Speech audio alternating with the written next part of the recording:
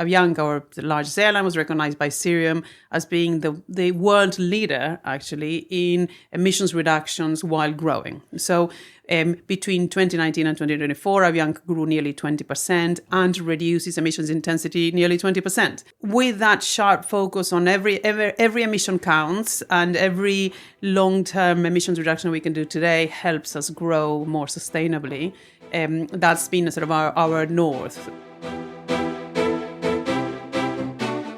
Welcome to Sustainability in the Air, the world's first podcast dedicated to sustainable aviation. I'm your host, Shashank Nigam, the CEO of Simply Flying. On this show, I speak with aviation leaders, innovators, and policymakers driving real action, separating the signal from the noise to spotlight what's truly moving the industry forward. The same focus that is at the heart of our new book, Sustainability in the Air, Volume 2. In it, Dirk Singer and I take stock of how far the industry has come and how far we still need to go. With the global carbon budget potentially running out by 2032, the clock is ticking.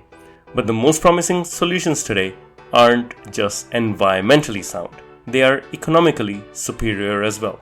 From SAF and contrail mitigation to direct air capture, the book offers a practical roadmap for aviation's journey to net zero. Get your copy today. Link in the show notes.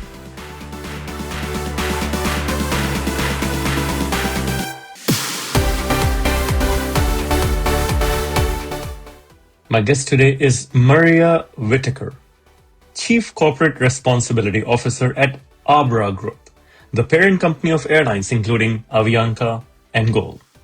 Maria operates at the intersection of sustainability, finance, and policy across one of the fastest growing aviation regions in the world. In this episode, we unpack how aviation serves as critical infrastructure across Latin America, why growth and sustainability must be tackled together, and how innovative approaches like cross-border SAF book and claim mechanisms could unlock both affordability and scale in emerging markets. Maria is our first guest in over 4 years from Latin America. So please enjoy this episode. Maria, it is so good to be speaking with you. You're the first Latin American airline to be featured on the podcast in 4 years. Wow, that's brilliant. It's brilliant to be here. Thank you very much. And now we cover all 5 continents, all 6 continents with this. We've ticked the boxes. It took some time, but you're leading corporate responsibility and sustainability for the Abra Group. Yes. You own a lot of airlines in South America, isn't it? It is. It's 3 airlines for now, and it's Avianca, the largest airline in Colombia and Central America, and GOL in Brazil, and we also have a strategic investment in Wamos, based in Europe. In Spain? Yeah. And what is it like to lead sustainability in Latin America?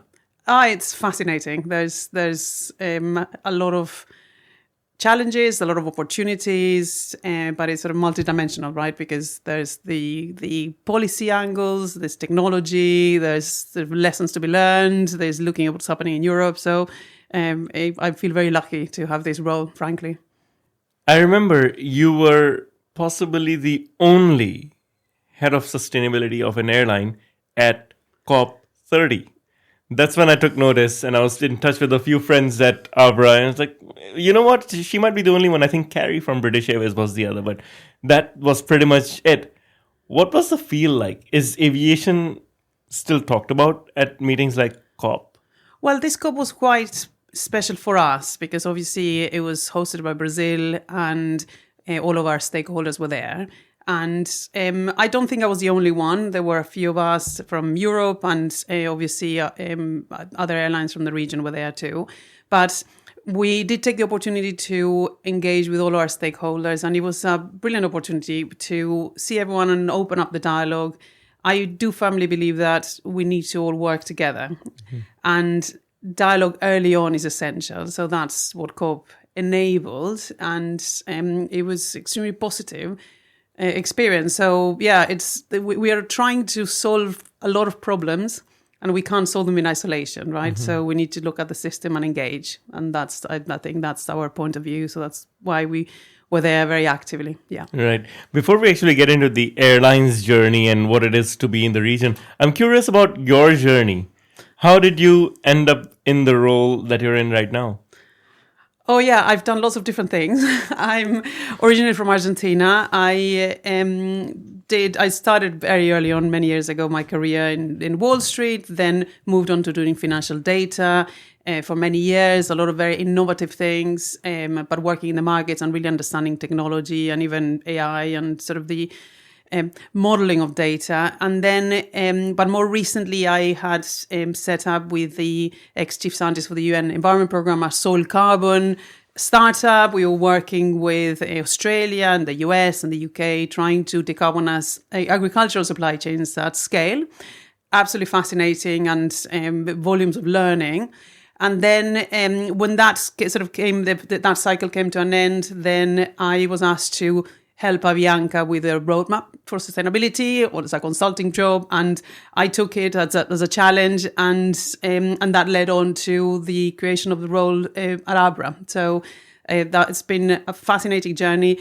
All of my different experiences have been useful in the role, because you have to know a little bit about the markets and technology and science, agriculture, right, in relation to SAF. So it's been roundabout but very useful to be here. Yeah. On this, I have two follow-up questions. How is it different being in aviation? Because this is your first big aviation role. Yes. And second, how is aviation in Latin America different from, you're living here in London, so European aviation? Yeah, aviation is absolutely fascinating. It's there's always something going on, and I enjoy the challenge. The aviation in Latin America is different. So the penetration of airlines is a lot smaller. It's an emerging market. We are used to working with high degrees of uncertainty because of the nature of the markets we operate in.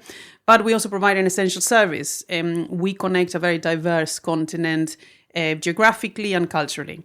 And continent is very far away from the rest of the world also. So we, a lot of the time, for example, we connect Medellin and Bogota, right? Due to the nature of the mountains connecting those two cities, the road is very hard. I don't know if you've tried driving there.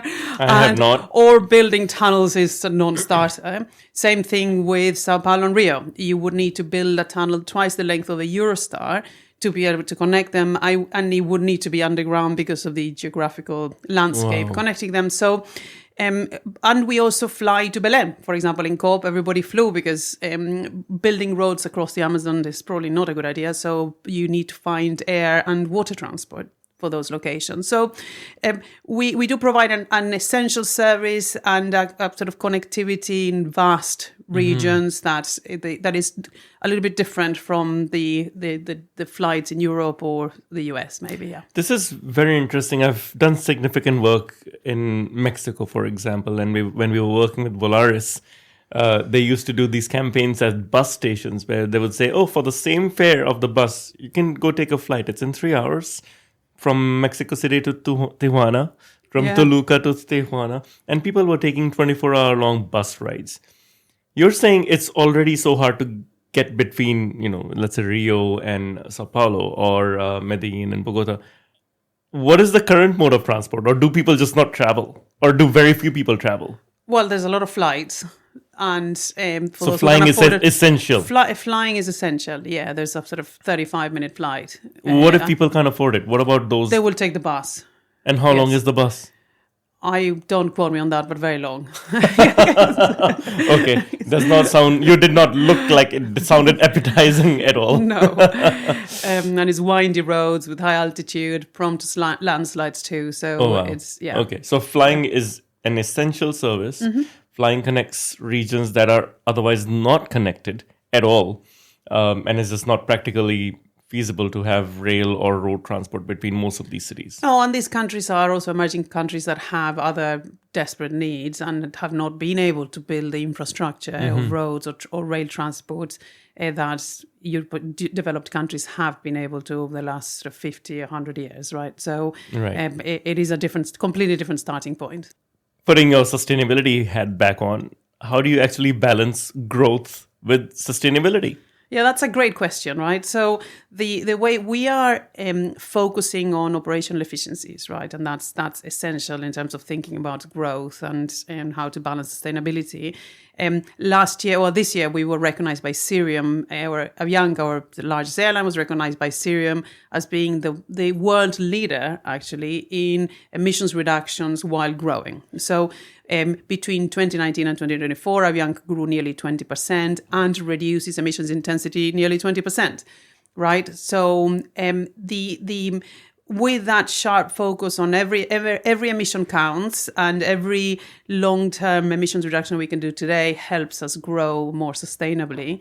That's been sort of our north, right? And then we're also working with the governments and authorities in the region, because there are a lot of efficiencies that we can achieve in terms of emissions reductions on air traffic control, airports.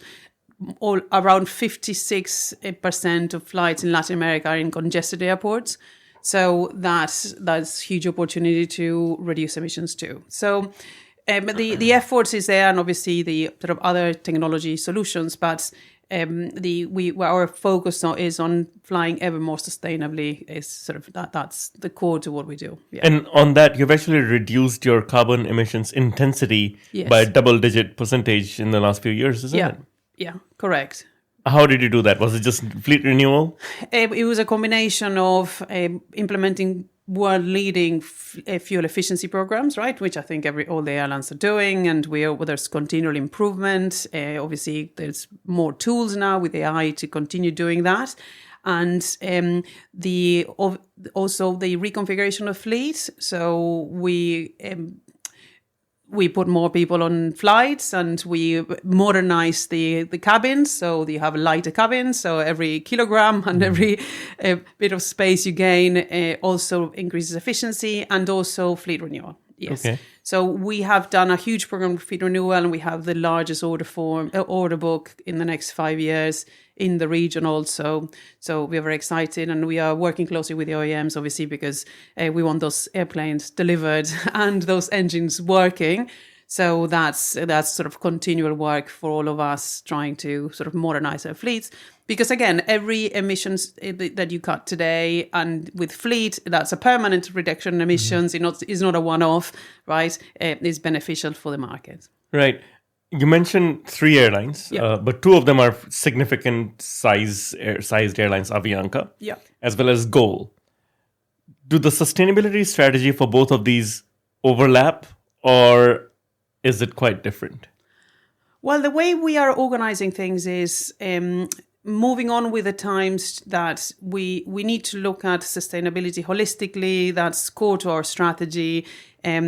We have to ensure that we have the right governance and the right alignment in terms of strategy, that we are looking at all aspects of sustainability, right, and not just getting distracted or communicating things, but actually doing the change.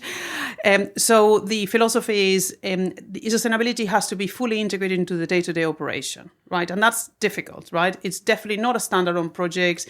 It's not a marketing campaign.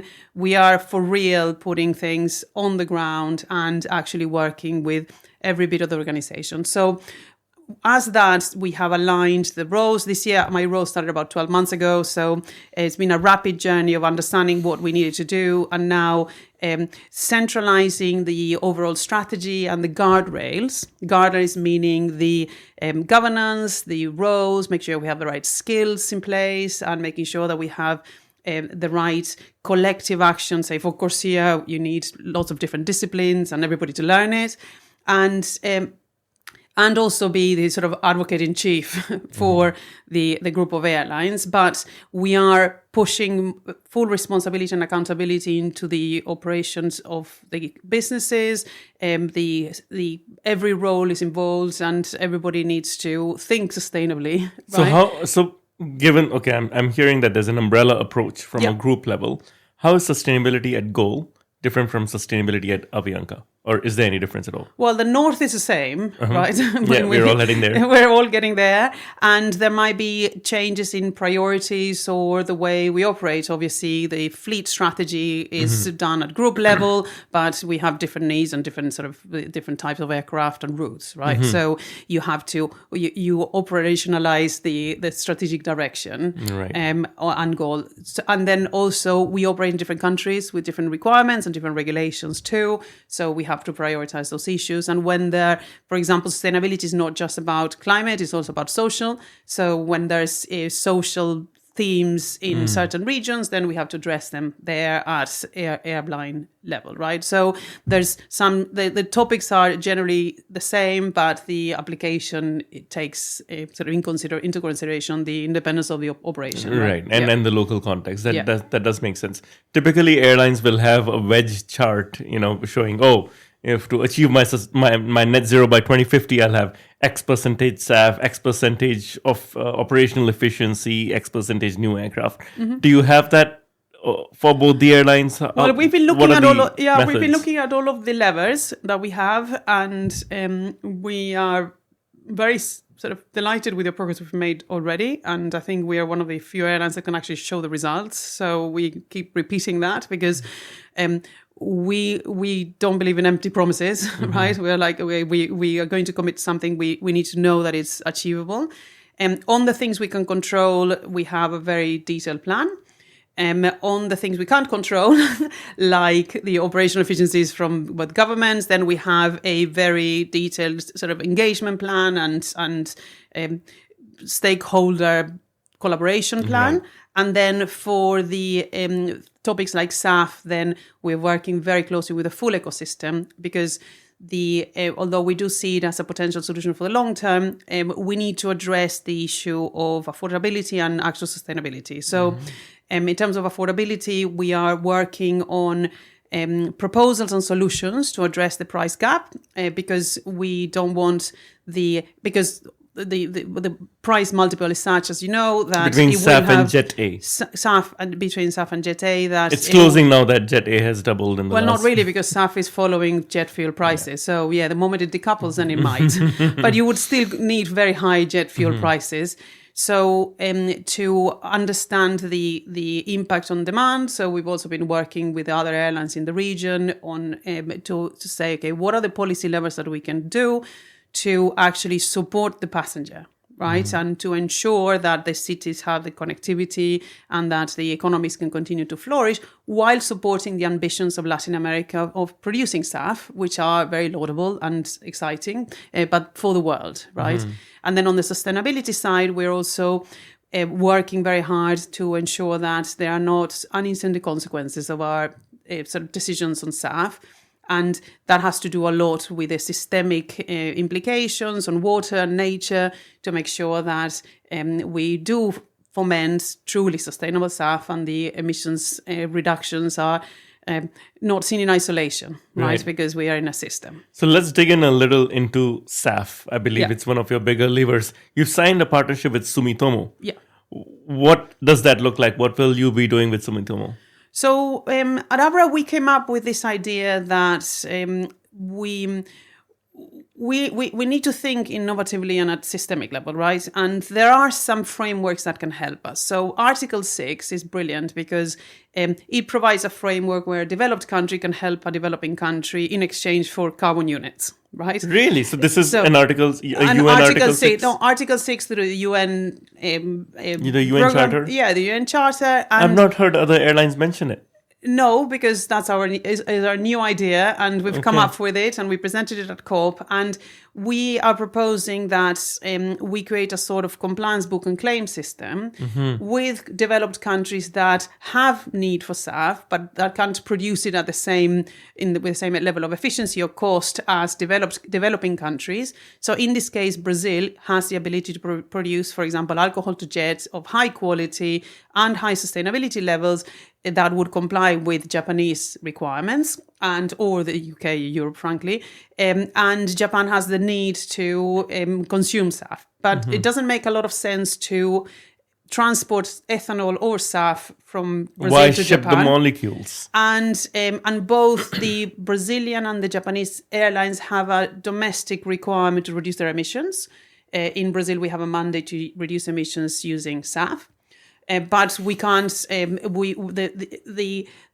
Under UNFCCC, there is a concept that the countries have shared but differentiated responsibilities, right? Brazil is not the original emitter in the world, so there is a natural partnership between a more developed country that needs SAF and the developing country that can produce it, and whereby the Japanese airlines end up being able to comply with their own mandate using SAF certificates of SAF produced in Brazil. And the Brazilian airlines act as the enablers and the guarantors of the system and carry the physical SAF.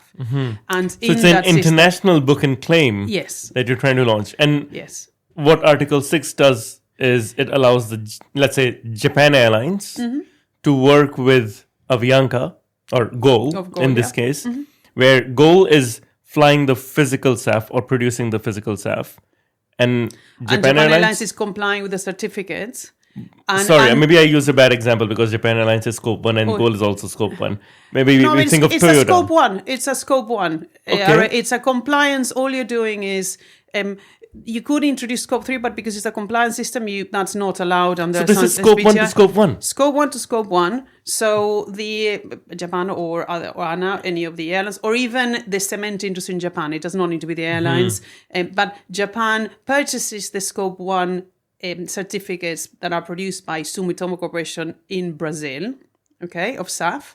Okay. And they purchase 100% of the certificates. They make use of it either to allow their airlines to comply with their mandate or the ETS or whatever system, because it's an emissions reduction unit. So they're unit. using the SAF Cs in Japan. Where does the physical SAF go? This physical SAF stays in Brazil. And do you use it at GOL? And GOL uses it. But in that process, because we are enabling the system, then the additional cost of the emissions reduction that GOL needs to comply with our mandate is subsidized by Japan. But the Scope 1 cannot be double counted, though. No, that's why there's the beauty of the Article 6 is you have the corresponding adjustments for those emissions. Okay. So Brazil is basically selling carbon credits or SAF certificates to Japan in exchange of Japan subsidizing the 1% that the Brazilian airlines need to comply with their own NDCs. That's cheaper than transporting ethanol to Japan. Of course. And let alone producing it. And in this case, then Japan is taking care of the green premium of SAF and removing that premium, which makes SAF more accessible to Brazilian airlines. Correct. And then that then allows the producers of SAF in Brazil, in this case Sumitomo Corporation, to go get funding. Because then they have a bankable demand through a blended offtake agreement between the government of Japan and the Brazilian airlines. The Brazilian airlines pay the jet cost and the government of Japan pays the rest, or the Japanese entities.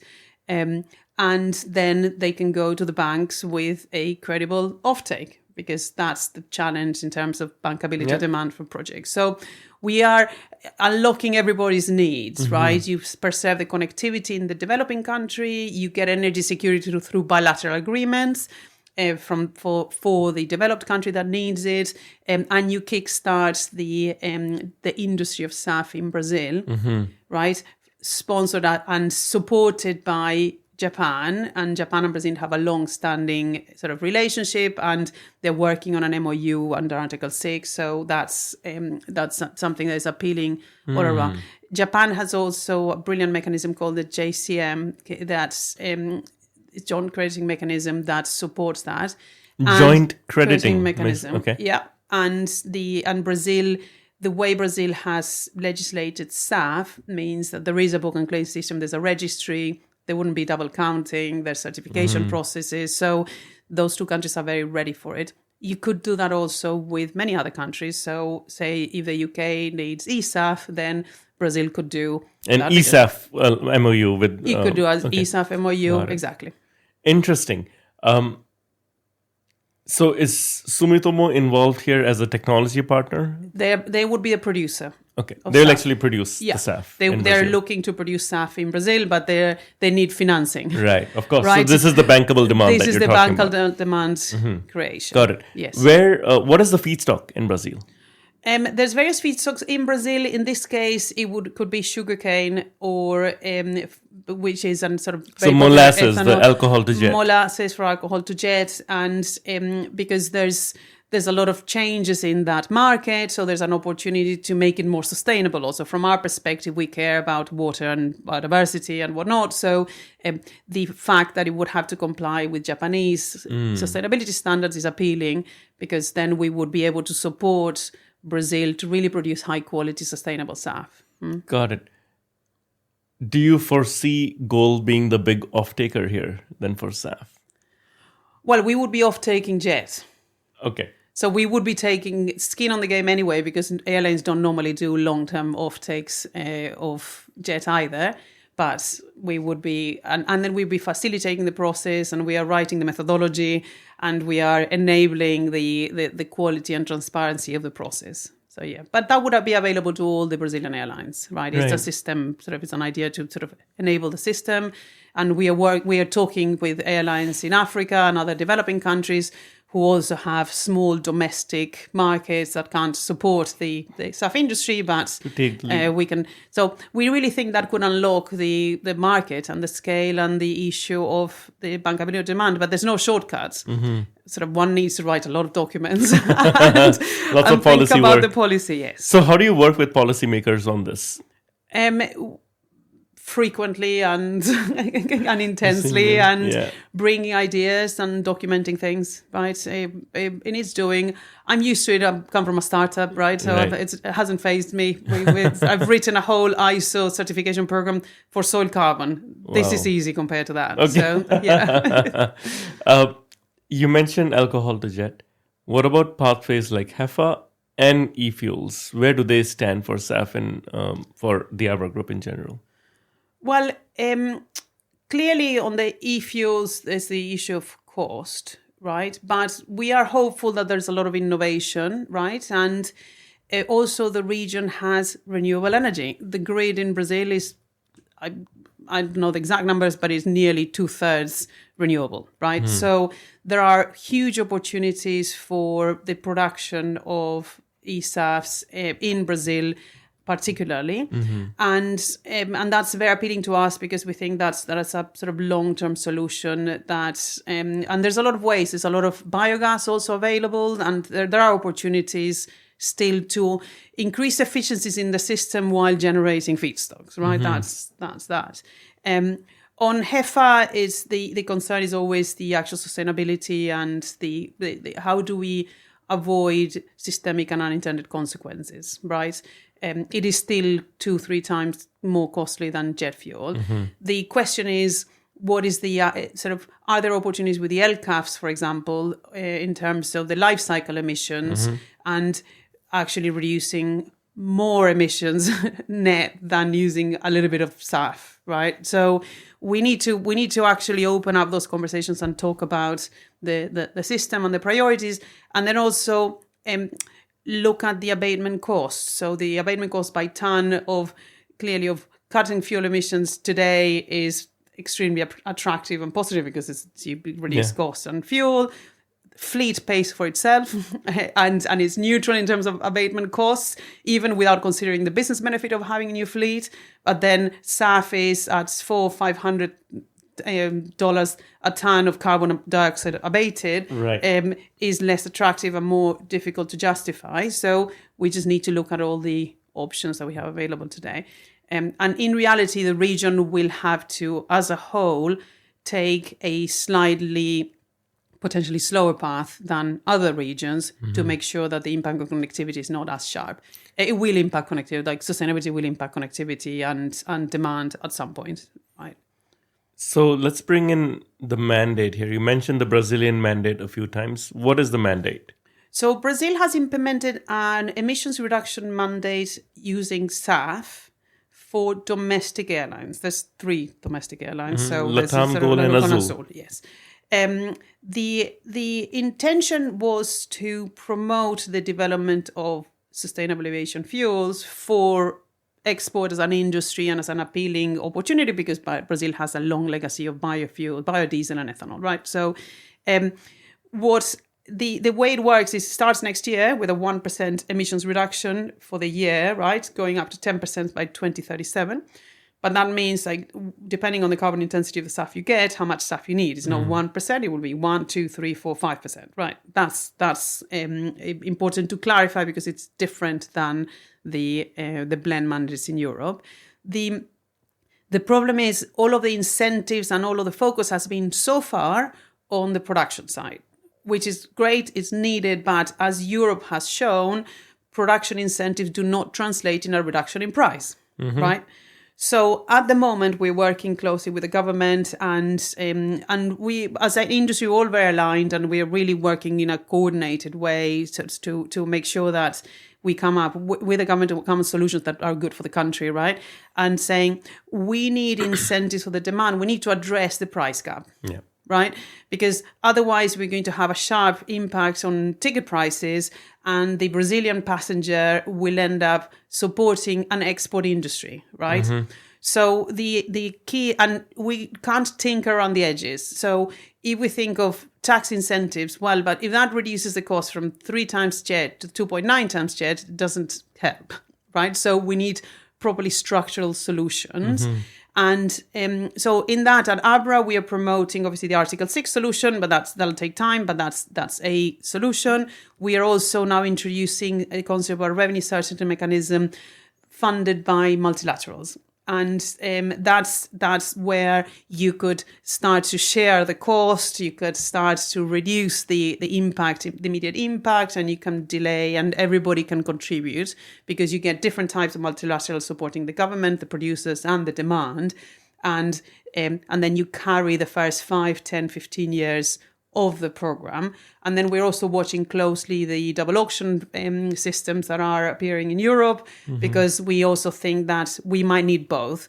And in order to taper down the revenue certainty mechanism and then bring a double auction mechanism where the government takes the long-term contracts and the risk, and then the airlines are able to buy spot, for example. So the what we're trying to do at Abra is sort of really bring solutions, and the only way to do them is let's learn. Let's also be conscious that Europe doesn't have all the answers, and that a lot of mistakes are being made because it's an innovation. It's not an established market, so we're trying to learn from other people's mistakes, try to bring up solutions that are reasonable and appropriate for the region we operate in.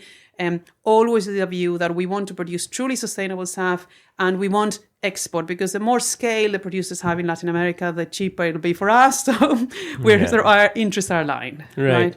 So I'm familiar with double auction. I'm familiar with the UK's revenue certainty mechanism, where the government is leading in and stepping in.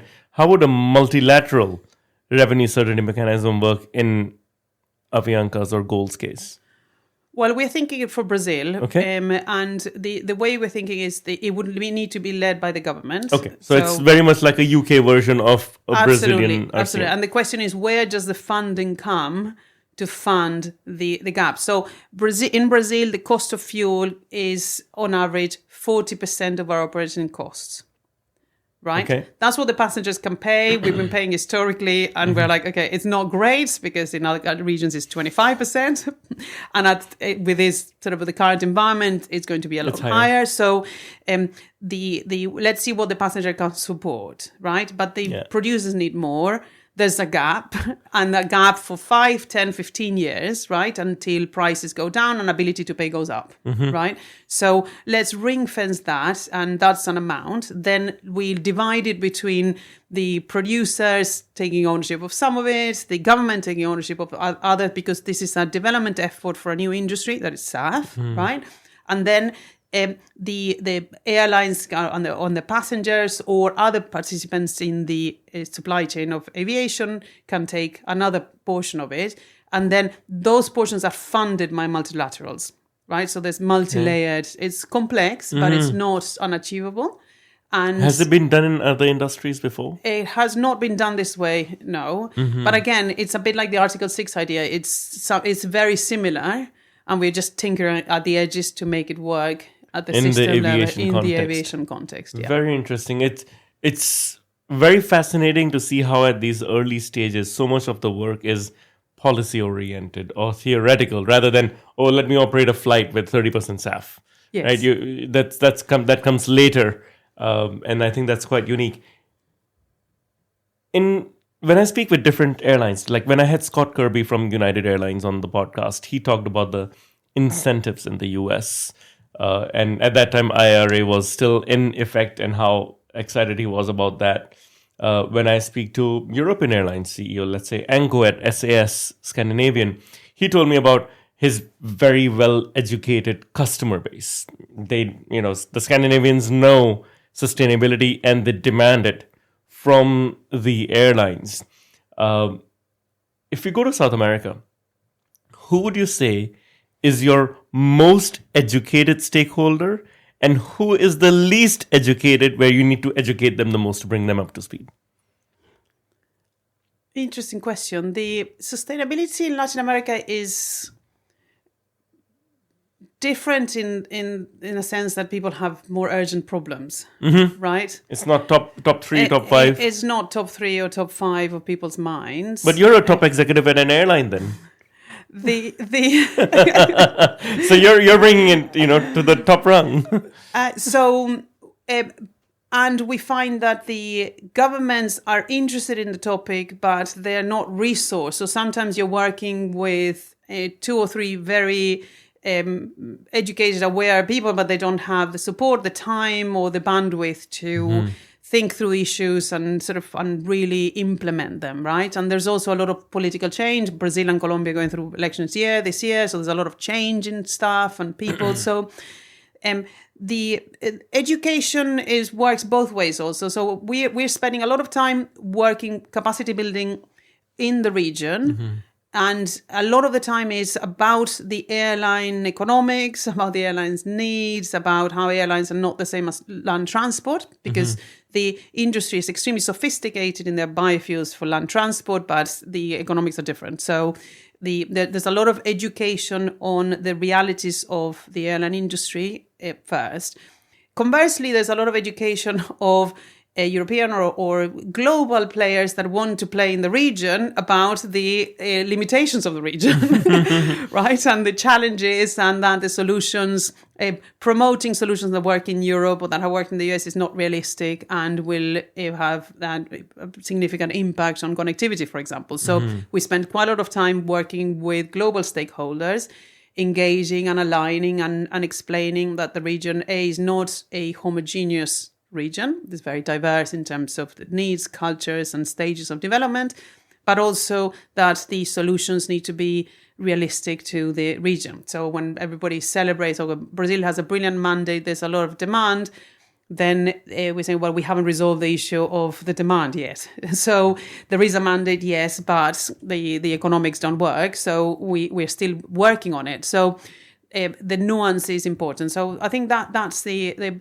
consumer and the passenger care, but they also care about social impact. We have in Avianca and Goal, we have an incredible and quite world unique set of social programs where we use miles our passengers donate and we match to transport people that can have a multiplier impact. So we transport doctors or scientists to remote regions, and then they have an impact. They educate or whatever. We also, for example, bring recycling from island destinations that don't have capacity to recycle back. So our contribution is multiples of sustainability, right? And sort of multiple layers. And we're very proud of that. So in a sense, that our customers a lot of the time care more about that angle, but generalizing because there's just different audiences.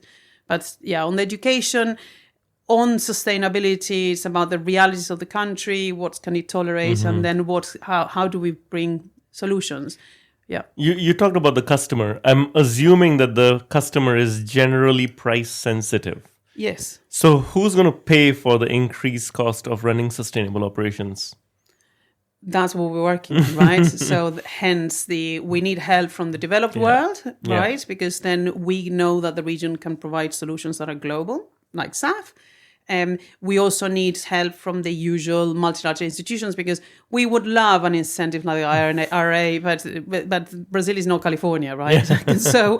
So we can't, in the pyramid of needs and demands on the budgets of the countries, we can't expect them to magically find cash. So that's why we find our role is to actually develop these solutions, right? And bring other people to contribute. Clearly in Europe and the US, also corporates can do scope 3 and sort of support the adoption of more sustainable businesses. There is incipient interest in the region. We obviously have also international corporate clients, so we are exploring all those activities. In cargo, it is easier because the unit cost of sustainability is smaller, so there is a lot more cost sharing.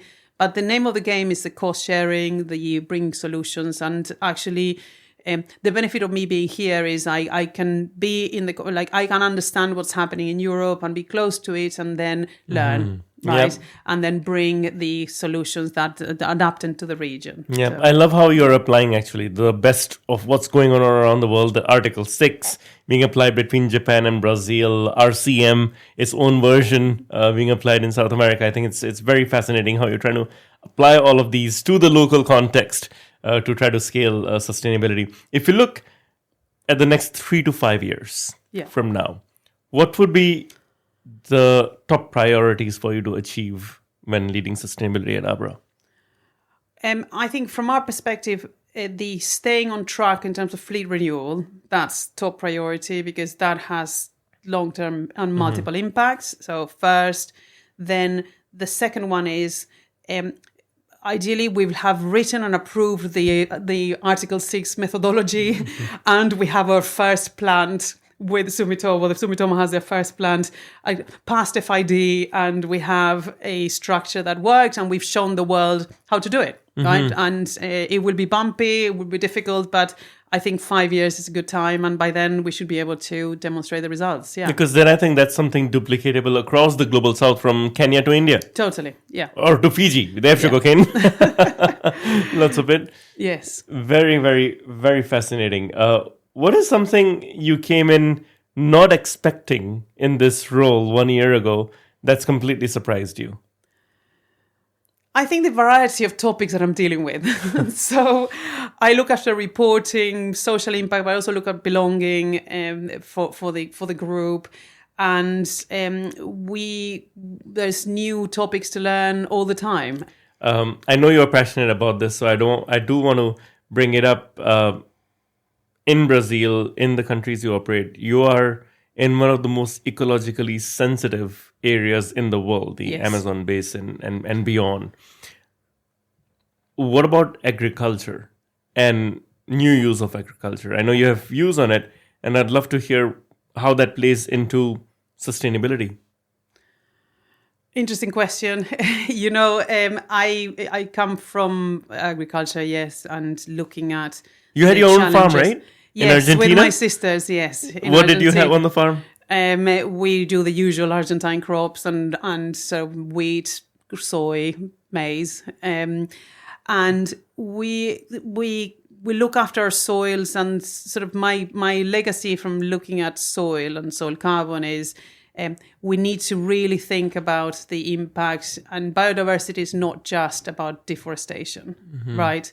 Is what are we doing? So the carbon we're releasing from the soils, the water holding capacity, the biodiversity, the mycorrhizal populations under the soil, right? So moving on to regenerative systems, I know there's controversy about what they are, but broadly speaking, better ways of doing agriculture, being careful about the indirect land displacements.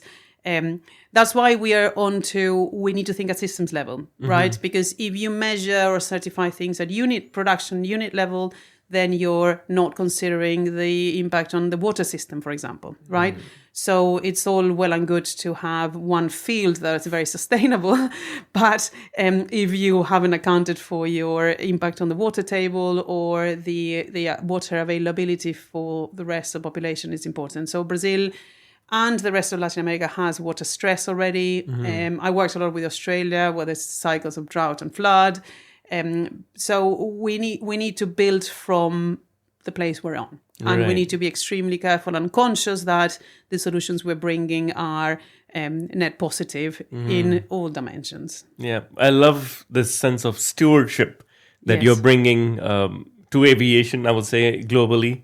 It's not just about preserving the rate of travel, for example, or the quality of flying. This is way beyond that. And it's very refreshing to hear this perspective as well. And I love how you're bringing global best practices to the region as well. Now, the final part of this interview, Maria, I'm sure you've heard the podcast before, is the rapid fire round, in which we get to know you a bit personally. We already know you had a farm, and you have a farm with your sisters.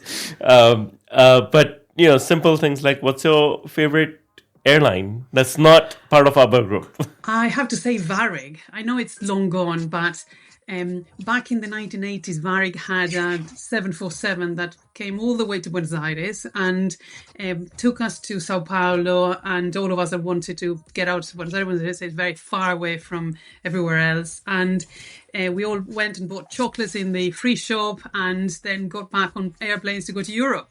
And it was so exciting. It was the first time I ever tried papaya, and it took me to gave me an interest in traveling and exploring the world, and it's led me to living in the UK and sort of working around the world. So I feel very grateful. And the other day I was walking in Gaul, and I met one of the old pilots of Varig. And we were reminiscing together and feeling quite emotional about it. So it's nice. It's sort of given me a sort of understanding or personal impact on what aviation can do. Right. Love it. A blast from the past is always very refreshing. Thank you. Yes. What's your favorite book? Oh, wonderful. Yeah, my favorite book would be Entangled Life. And that's by Sheldrake. And it just blew my mind when I read it, because it's all about how everything is connected, right? And now I look at the soil differently, but it also makes me think about the decisions we make in aviation, right? And how we need to make sure that things don't have unintended consequences either. I will be sure to pick it up. Thank you for that recommendation. Your favorite city? My favorite city, Buenos Aires and London, 50-50. But I have to say my hometown, Buenos Aires, has a sort of a life and an energy that it's very exciting. And I miss being there, but I go there frequent enough. Yeah, I remember the charm of Buenos Aires very, very fondly of my times there. Your favorite movie? That would be Parasite. I don't know if you've seen the Korean movie. Yes, the Korean movie. Fable. Won lots of awards. Yeah, brilliant fable of our times. Has good humor, very entertaining, but sort of great messages also. Yeah. Okay. What do you do in your free time? Well, I'm very lucky to have 4 delightful kids, so I spend a lot of time with them. But I'm happiest if I'm outside in nature. Preferably if there's sunshine, and ideally if the Atlantic Ocean is nearby, but I'm very happy outdoors anywhere. Well, you get that both in Argentina and in London, so the Atlantic you're on the 2 sides. Exactly. One of the favorite things of London is you can walk everywhere, so I try to walk as much as I can, and that gives you the parks and greenery. So yeah. Yes, it's indeed a walking city. Yeah. What do you want to learn? Portuguese. I think that's important, and I'm learning it. Because we work in Brazil, and it's important to really sort of understand the conversations we're having and be able to connect, right? So that's my actual challenge, current challenge all the time. Okay, and finally, what is the best advice you've received, Maria? Well, it's interesting. I was in a SAF conference recently, and someone said that it was an entrepreneur. He said, look, I try to operate between 6 and 4. And it's been brilliant since, because it's like, well, things are never as good as you think they are. So don't go to 10, stay emotionally at 4, at 6 rather. And then when things are going terribly wrong, which they inevitably will at some point in our sort of very innovative space, then stay at 4. It's not as bad. You will look back and you will see it wasn't as bad as you thought it was, but that's sort of 6 and 4. So it's become a thing at home where you're like, okay, 6 and 4, and it's a good reminder. You don't want to lose your passion, you don't want to lose reflection, but sort of staying between 6 and 4 when you're operating in a very uncertain and changing environment is very helpful.